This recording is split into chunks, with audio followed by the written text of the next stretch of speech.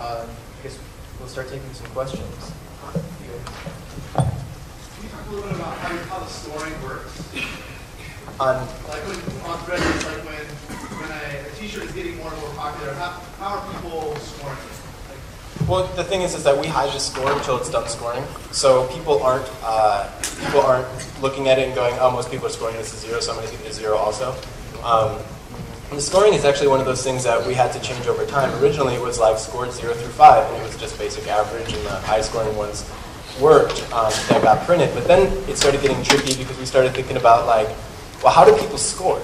You know, do people just score 0s or 5s? Do people actually go through and look at the design and mull it over and consider it and give it a 1 over a 3 or a 2 over a 3 because they really have come up with their own scoring system? And how do you take everyone's way of scoring 0 through 5 and take it into consideration to figure out what actually wins? So some of the stuff that we've done is we crunch the numbers a couple of different ways. We look at the score stripping out zeros. We look for scores that are controversial, like lots of 0s, lots of 5s. Those are going to get printed because people hate them, they're going to talk about them, and people are coming by. We look at well, and then some of the other stuff that we do is, we have blog comments and different stuff like that. So we take all of these things into consideration to really get a feel for what people actually want beyond just simple 0 through 5. Do you reverse scoring? For example, there will be people who just keep scoring rather than submitting. Do they get anything in terms of reverse?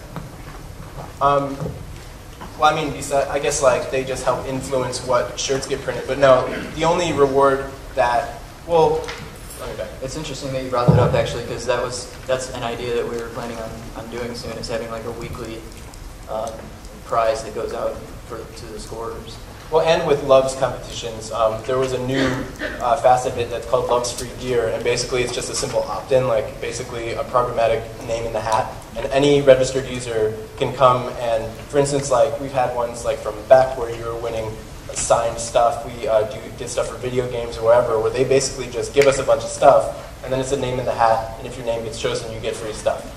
And it's basically, that's essentially advertising on our site, but we don't care about that because we're not taking money for it, and it's something that's cool for our users. Like if somebody can win a Beck autograph poster and they're the hugest Beck fan ever, and they just happen to be at the site and they won it, then that's awesome. Like they can win it through us. We don't take anything for it. We don't take money for any of the Love's competitions. They're free. Basically, the way that we work is if we think you're cool and you like what you're doing, you can work with us. Otherwise, we're not going to work with you because the second that you take money from somebody, they have control to say, well, I want this and not that, and you have to give it to me, and we'll never put ourselves in that position. Talk about, oh, yeah.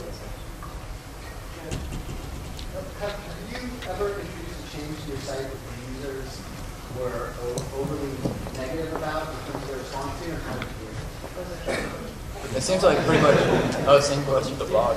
Yeah, I mean, really every change you make to your site that some people get upset about. I think some of the biggest ones are obviously when we launch a new version of it, and we found that like negative feedback to changes is usually restricted to like the first 24 to 48 hours of the change being implemented, and then people like learn about it.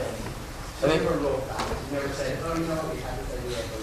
We've changed it based upon that. Like we recently launched a new blog design because we were integrating in the critique section, and we were integrating in like these sightings blogs and different stuff like that. So we needed to be able to have the one blog page that aggregates all of the other stuff look differently than it did.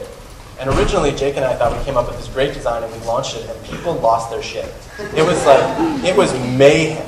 People were creating blogs about how bad the new blog design sucked and this and that, and it was bad before, and it was more than just people fearing the change of it. It was that you were wrong. And what we did is we basically created a, okay, calm down, what do you want blog, and people, there was probably like 500 replies, and within 2 hours we had it perfect to the way that they wanted it in a way that we were happy with it, and end of story. Yeah, we were changing it like every 15 minutes after that, just like having a dialogue directly with our users on the blogs about blog design. We were originally changing it on our dev server, and it just got to the point where we're like, let's just change this line. It just oh, there's a cluster. And you're all wearing blue. This is really hard. You back there, and then you. Well, you. Yes. Yes. Cool.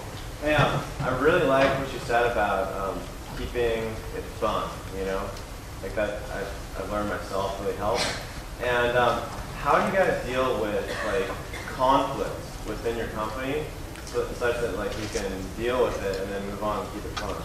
Or do you even have conflicts?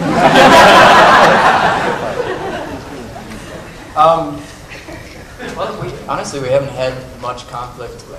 We're all pretty good friends at the company, and we're all very comfortable with like voicing each other's opinions to each other. And, you know, we can have debates without getting upset about stuff. And we do get upset sometimes, but the thing is that I think out of 27 employees, I think there's maybe 5 that have been hired from just being like submitting your resume. And it's not like a hiring your friends thing. It's not a nepotism thing. It's a, you know, we had some talented friends that we were like, you're good here. We've certainly fired our friends before too. But you know, having that friendly environment, like when we hire somebody, like when we hired our CFO, his last interview was he had to drink with us. Like it was, we made him come to our holiday party, and we needed to see if he could hang.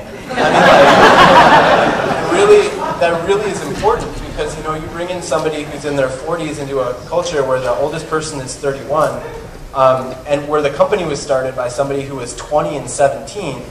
It's going to be a shock to the system, and we want to make sure that people can hang. Like, it's really important. Like, can you work in an environment that is a madhouse and still do your best? So, you know, a lot of that is, yeah, we certainly talk crap to each other, but ultimately, when there are problems, they get taken care of immediately. And then, yeah.